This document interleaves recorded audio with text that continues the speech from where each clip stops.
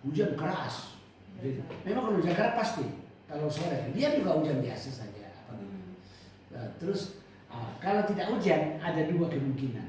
Kalau tidak angin keras aman. Karena ini awan ini paling takut sama angin ini. Terbang dia. Kan di atas itu kan awan, angin keras. Ya. Nah kalau ini coba lihat itu daun itu kan tidak terasa ada goyang gitu. Ada angin udah ke kampus itu. Persis aspal. Kalau kena air tidak ada deranya saya rusak cepat itu. Awan takut angin. Kalau Pak Ronald takut siapa Pak?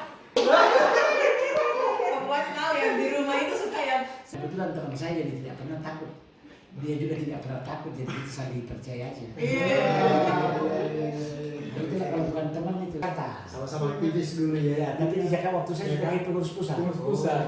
Waktu masih di sini itu tidak boleh ke seorang ketua itu pacaran. Karena begitu dia pacaran itu buyan itu. Yang lain tidak itu lagi.